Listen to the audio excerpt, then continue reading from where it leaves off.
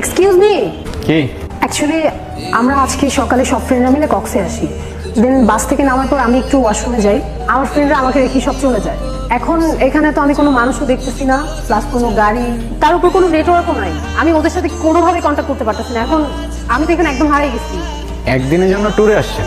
ঘরে sir life. হ্যাঁ, আমার স্যাড লাইফ। আপনার কোনো সমস্যা? না, আমার আবার কিসের সমস্যা? Now can you please help me? Yeah sure. আমরা সব ফ্রেন্ডরা মিলে ইনানি বিচে যাওয়ার কথা। আমি শিওর আমার ফ্রেন্ডরা ওই বিচের আশেপাশেই আছে। কারণ আমার সেখানে আপনাকে নিয়ে যেতে হবে। জি। আর সেটা আমি কেন করব? আপনার যত টাকা লাগে আমি আপনাকে দিব। আপনার কি মনে হয় এই পৃথিবীতে সবকিছু টাকা দিয়ে হয়ে যায়? মানে কিছু না। আচ্ছা চলুন, আমি নিয়ে যাচ্ছি, আমার কিচ্ছু লাগবে না। ওকে।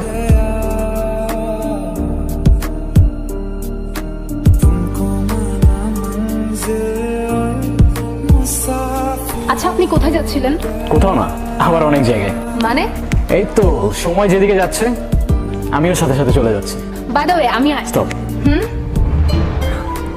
আপনি আপনার নাম বলবেন, তারপর আমরা একে অপরকে জেনে যাব, কোথায় থাকেন, কি করেন। Oh wow, same pinch, what a small world হয়ে যাবে। অনেক ভেবেচিন্তে কথা বলতে হবে, আপনাকে লেম লেম জোক শোনাইতে হবে, ইমপ্রেস করে ট্রাই করতে হবে। অনেক টাফ, আমাকে দিয়ে হবে না। মানে কিসের সাথে কি? আমি তো সিম্পলি পরিচয় হচ্ছিলাম। পরিচয় হয়ে কি লাভ? এমনিই তো ভালো। আমি আপনার কাছে আগন্তুক, আপনি আমার কাছে। জানেন, এই জায়গাটার সাথে না আমার অনেক পুরনো একটা সম্পর্ক আছে। যেমন? যেমন এই জায়গায় আমি আমার সব থেকে কাছের মানুষটাকে পেয়েছিলাম, আবার এখানে হারিয়ে ফেলেছি। হারিয়ে ফেললেন কিভাবে? সে অনেক লং স্টোরি, পরে না হয় কখনো বলবো। আপনার স্টোরি, আপনার ইচ্ছা।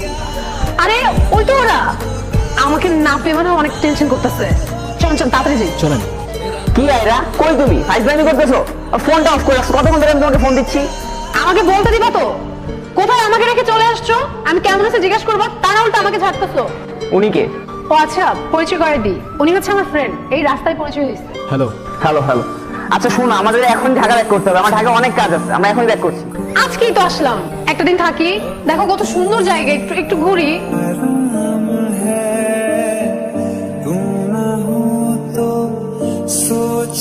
আচ্ছা তোরা তোল, আমি একটু আসতেছি। হ্যাঁ, কি আমাকে দেখে কি মুছে ফেললেন?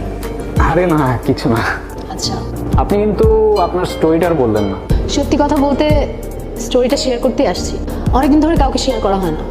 কথাগুলো শেয়ার করলে না পুরোনো মুহূর্তগুলো আবার জীবন্ত হয়ে ওঠে। ফ্যাক্টস। শুরু করব? এরশাদ। সময়টা ছিল তখন, হ্যাঁ আমি ক্লাস 8-9-এ পড়ি। বাবার বদলি হয়ে যায়, আমি এখানে চলে আসি। এখানে স্কুলে ভর্তি হই। প্রতিদিন স্কুলে যাওয়ার সময় ওই ছেলেটা একটা করে চিঠি লিখে। প্রথম কয়েকদিন তো আমি কখনোই চিঠি নিতাম না, কিন্তু একদিন চিঠি না নিয়ে আর পারলাম না। এত সুন্দর করে কথাগুলো লিখতো।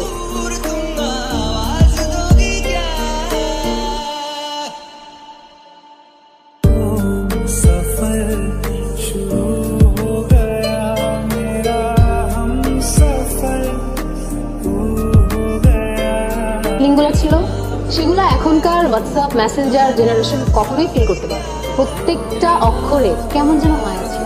জানেন, ও প্রত্যেকটা দিন চিঠি লিখতো, প্রত্যেকটা দিন। আর এত সুন্দর করে চিঠি লিখতো, আগেই তো বললাম, মানে ওর প্রেমে পড়তে আমি বাধ্য হয়েছি। ইন্টারেস্টিং। আচ্ছা তারপর কি হলো? তারপর আর কি, ওর সাথে সাথে আমিও ওকে চিঠির উত্তর দিয়ে আসতাম। এরকম করেই কাটছিল। আমি ওকে না দেখেও ওর মায়ে পড়ে গেছি।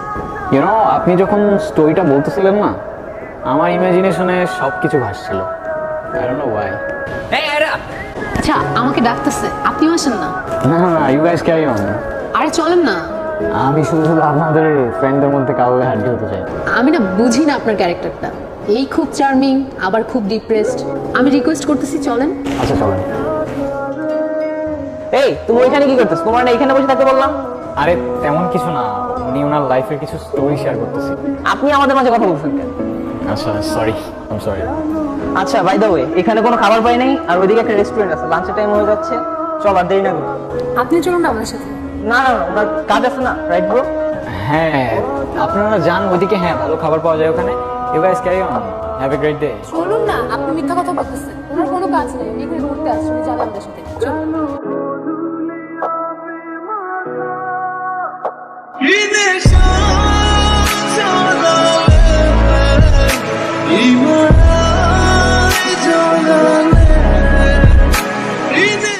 আচ্ছা, আপনি কিন্তু আপনার স্টোরিটা শেষ করলেন না। বলে শেষ করা যাবে না। আর ওকে নিয়ে যতই বলি ততই কম হয়ে যাবে। আচ্ছা, তারপরও কেন যেন আপনাকে খুব বলতে ইচ্ছে করছে। লাইফ কিন্তু একটাই, যেটা ইচ্ছা করছে এখনই করে ফেলুন, কে জানে পরে আবার সময় পাবেন কি পাবেন না। ওর সাথে আমার প্রতিদিনই চিঠি দেওয়া নেওয়া হতো। ওকে কতবার বললাম আমার সামনে এসে দেখা করতে, ও কখনো করেনি।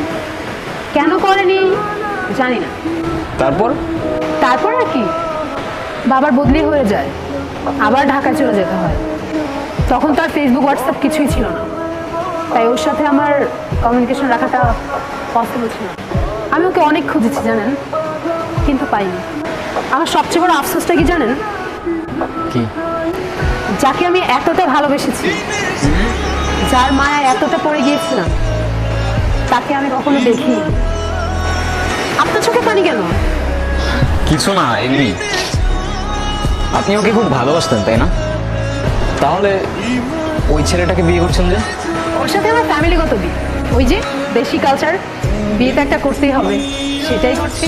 ভালো থাকবেন হয়তো। আচ্ছা, আমার না চলে যেতে হবে, আমার হাতে আজ তেমন সময় নাই। আমার আজকে রাতেই ফ্লাইট, মিস করা যাবে না। চলে যাচ্ছেন? হ্যাঁ, I have something for you. কি? This is for you. আমার জন্য? আমার জন্য হয় কিভাবে? আপনার সাথে তো আমার আজই পরিচয়। এটা কিনলেন কখন? আপনি মজা করছেন তাই না? সময় হলে ঠিক বুঝতে পারবেন। আসি, ভালো থাকবেন, নিজের খেয়াল রাখবেন, আর ফাঁকে থাকলে আবার দেখা হবে।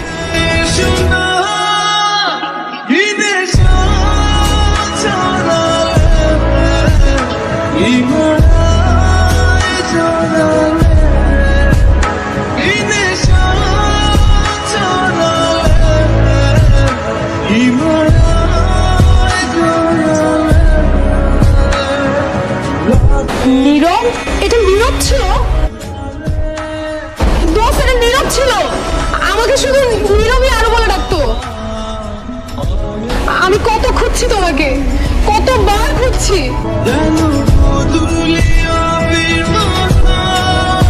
আবার এত কাছে পেয়ে হারিয়ে ফেললাম। আরও আমি ছোটবেলা থেকেই খুব ইন্ট্রোভার্টেড ছিলাম, কারোর সাথে কথা বলতে পারতাম না। আর সেখানে আমি তোমায় ভালোবাসতাম, কিভাবে তোমার সামনে গিয়ে দাঁড়াতাম আমি বুঝতাম না। কিন্তু আমি সেদিন এসেছিলাম আরও, তোমার চিঠিটা পড়ে সেখানেই দাঁড়িয়েছিলাম। প্রতিদিন আগের মতোই চিঠি দিতাম আর দাঁড়িয়ে থাকতাম তোমার অপেক্ষায়, কিন্তু তুমি আর আসোনি। কয়েকদিন আগেই তোমার খোঁজ পেলাম, শুনলাম তোমার বিয়ে হয়ে যাচ্ছে। তোমাকে শেষবারের মতো দেখার লোভটা আর সামলাতে পারলাম না। জানো, তোমাকে এত কাছে পাওয়ার পর তোমার থেকে দূরে যেতে প্রচণ্ড কষ্ট হচ্ছে। আফসোস করে কি হবে বলো, ভাগ্যের লিখন কে খণ্ডাতে পারে। ভালো থেকো আর ভালোবাসা নিও আরো।